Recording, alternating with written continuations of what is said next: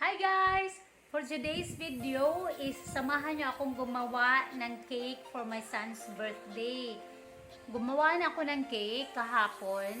And guys, no judgment for the birthday cake na gagawin ko. Kasi hindi ako expert in baking. Ano lang siya, personal training lang. I don't have formal training in baking. Last cake na ginawa ko, siguro last year pa. Tapos, I also don't have time to watch yung mga video tutorials kasi nga na-busy ako lately. So, yun. So, nakalimutan ko na yung proper na yung application, mga itchos, ganyan. Ha? So, yun. Ang gawin natin ngayon, mag-assemble ako at mapakita ko sa inyo yung design na gusto kong gawin ngayon.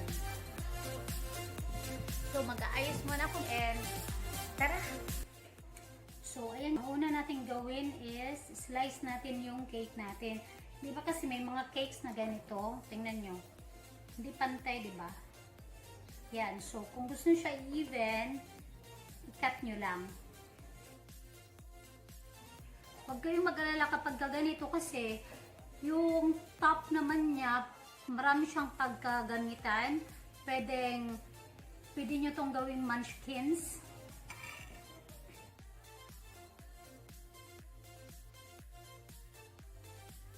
I-brush off nyo lang siya para matanggal yung mga crumbs na nasa ibabaw. There. Hindi siya sasama doon sa frosting.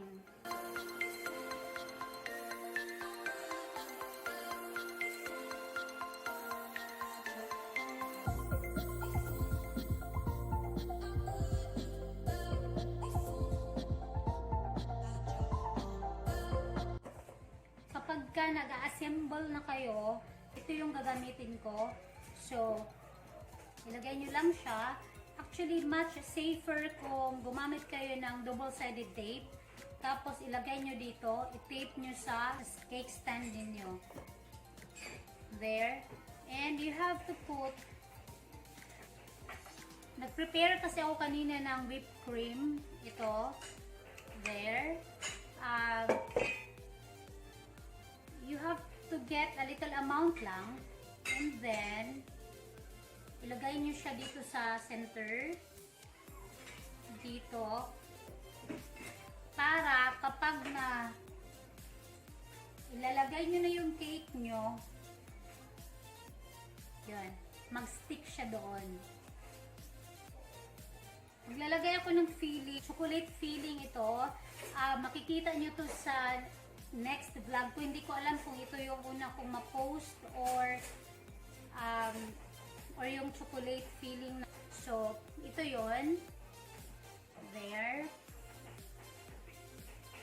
So, ito yung gagamitin ko dito.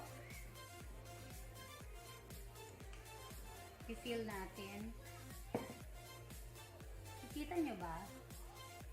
Yan.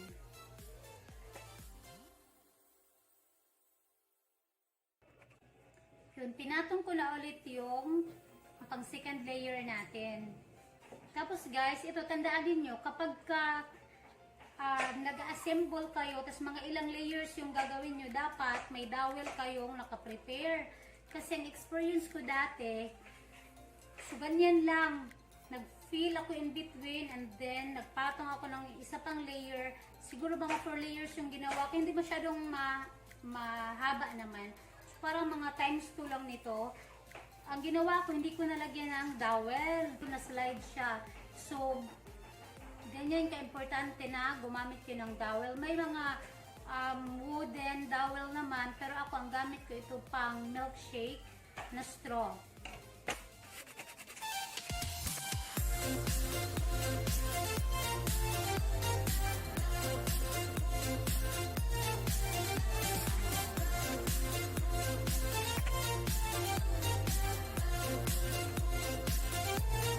Okay na ito guys, na hindi masyadong makapal kasi maglalagay pa tayo ng mga decorations dito. Tapos, ang design ko ng cake na to is parang naked cake siya sa sides.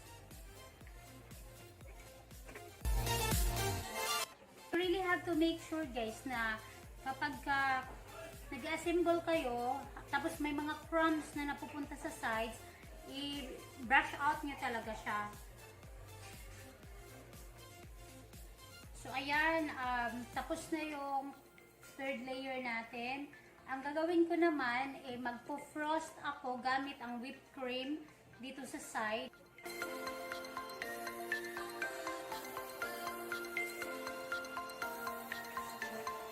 So, ang gusto ko mangyari dito, di ba may mga excess tayo na chocolate filling na napunta sa side. Tapos, i-combine ko siya ngayon dito sa whipped cream na ginawa ko.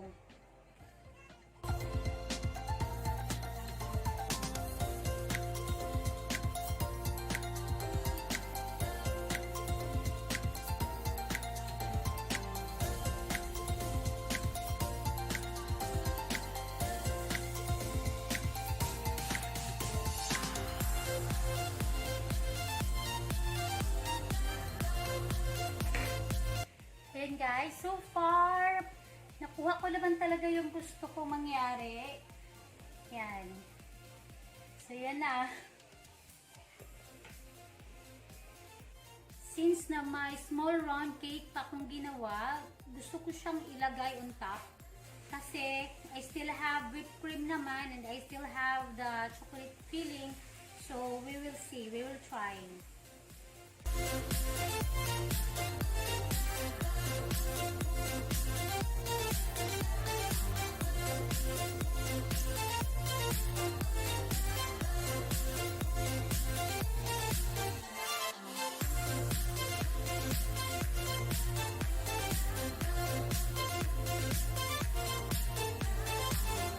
Guys, after the frosting, ito na siya.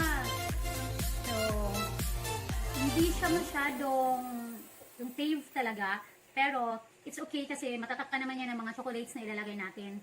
Pasensya nga, sobrang init. Sobrang init talaga. So, ngayon naman, kaya medyo relax ako na ganyan kasi aside sa naked yung design ko, magdi-drip tayo.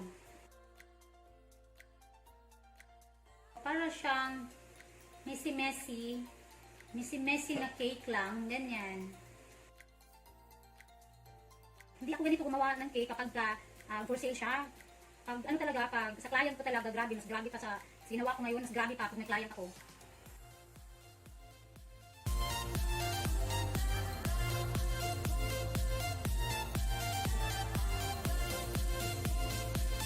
Ang mixture ko nito guys is chocolate chips and all-purpose cream.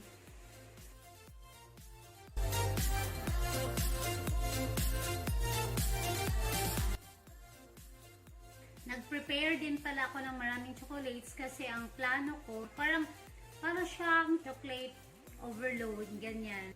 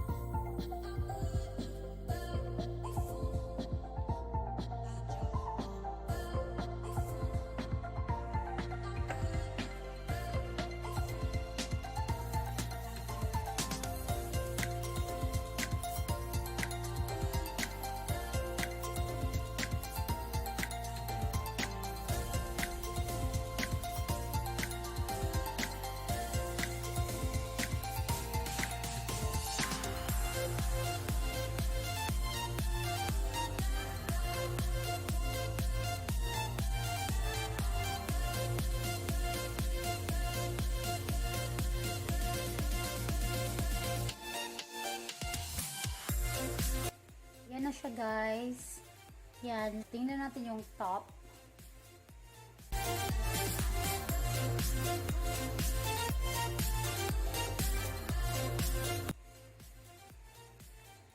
So, ito na yun. Yan. So, yung theme niya, para siyang War of Chocolates. Yan.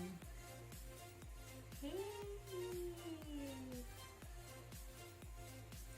Hindi ako masyadong na-conscious kung pantay ba yung pagka-frost ko o hindi ba. Kasi, ito nga kasi yung gusto kong mangyari. Para lang siyang messy na parang gusto mong kumain ng diba? So, yun.